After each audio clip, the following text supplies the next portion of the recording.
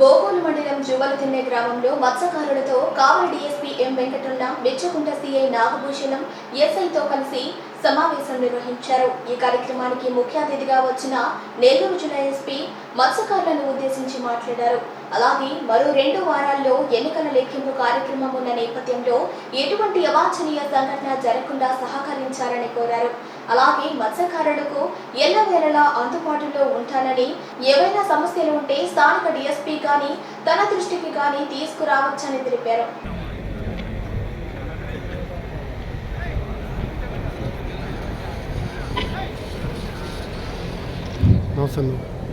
అందరికీ నమస్కారం.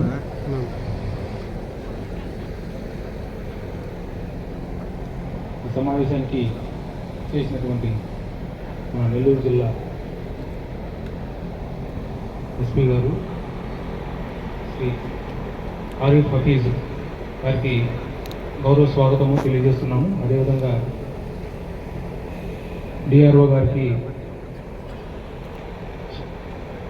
స్వాగతం తెలియజేస్తున్నాము.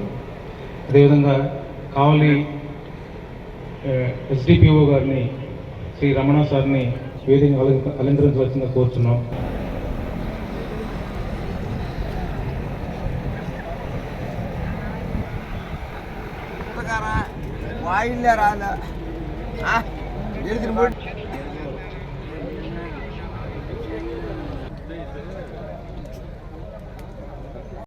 డిఆర్ఓ గారికి, డిఎస్పీ గారికి, మీ అందరికీ నమస్కారం.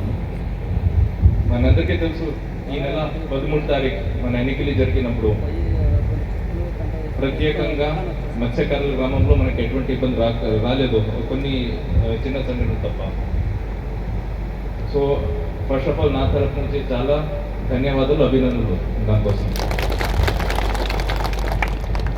ఇప్పుడు మాకు ఒక 2 వారాల తర్వాత కౌంటింగ్ కూడా ఉంది, ఎలక్షన్ కౌంటింగ్ కూడా ఉంది.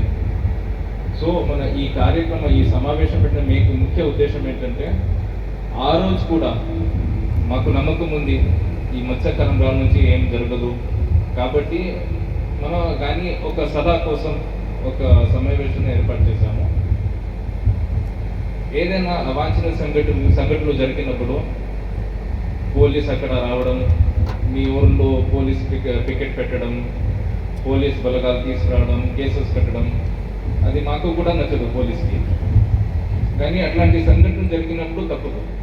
సో అట్లాంటివి జరగకూడదు. మీ అందరికీ తెలుసు, ఒకసారి కేసు కట్టిన తర్వాత అక్కడ సెక్షన్ 144 మళ్ళీ కేసు, మళ్ళీ కోర్టు చుట్ట తిప్పాలి. మళ్ళీ మీ పిల్లలు ఎవరైనా అందులో ఇరుక్కుంటే మళ్ళీ పోలీస్ వెరిఫికేషన్లో వారికి ఉద్యోగం రాదు, పాస్పోర్ట్ రాదు, వీసా రాదు. సో చాలా ఇబ్బంది పడతారు అందులో. సో ఇటువంటి ఏమీ లేకుండా మీ సహకారం కావాలి. ఆ రోజు కౌంటింగ్ రోజు కూడా మన డిఆర్ఓ గారు, మన రెవెన్యూ తరఫు నుంచి కూడా 144 అమల్లో ఉంటుంది, సెక్షన్ 34 అమల్లో ఉంటుంది. మా పోలీస్ సిబ్బంది వస్తూ ఉంటారు, పెట్రోలింగ్లో ఉంటారు, అన్ని మీ ఊరు తిరుగుతూ ఉంటారు. మీకు ఏదైనా ఇష్యూ ఉంటే దయచేసి మాకు చెప్పండి, మేము అవైలబుల్గా ఉంటాము. పోలీస్ వాళ్ళు, రెవెన్యూ స్టాఫ్ కూడా అవైలబుల్గా ఉంటారు.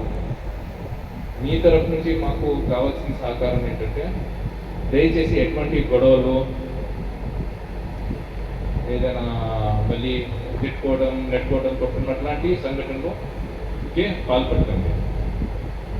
ఇప్పటివరకు మా జిల్లాలో డిఆర్ఓ గారు కూడా చెప్పారు, ప్రశాంతంగా ఎన్నికల కార్యక్రమం జరిగింది.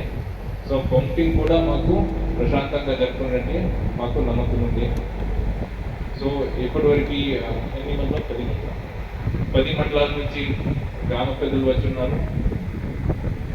సో మీకు ఏదైనా సమస్యలు ఉంటే మా డిపార్ట్మెంట్ ఎప్పుడు కూడా అవైలబుల్గా ఉంటుంది. సో ఈ వచ్చే నెక్స్ట్ 2 వారము ప్లస్ మన కౌంటింగ్ రోజు అది అయిన తర్వాత కూడా మీరు సహకరిస్తారంట నేను కోరుకుంటాను. మీకు ఏదైనా ఇబ్బందులు ఉంటే గ్రామ పెద్దలు ఉన్నారు, కాపులు ఉన్నారు, మైక్ ఇస్తాము, మీరు చెప్పండి. డిఆర్ఓ గారు ఉన్నారు, నేనున్నాను, పరిష్కారం ఇస్తాము. సో దయచేసి నెక్స్ట్ 2 వారము కౌంటింగ్ రోజు, కౌంటింగ్ తర్వాత ఎటువంటి గొడవల్లో పాల్పడండి, సహకరించండి. పోలీస్ డిపార్ట్మెంట్కి కూడా మేము కూడా సహకరిస్తాము. ఇది మొత్తం రిజల్ట్ అయ్యి అన్నీ అయిన తర్వాత మేము మళ్ళీ కలుస్తాము. సో మీ గ్రామాలన్నీ కూడా ప్రశాంతంగా ఉంటాయని నేను ఆశిస్తున్నాను.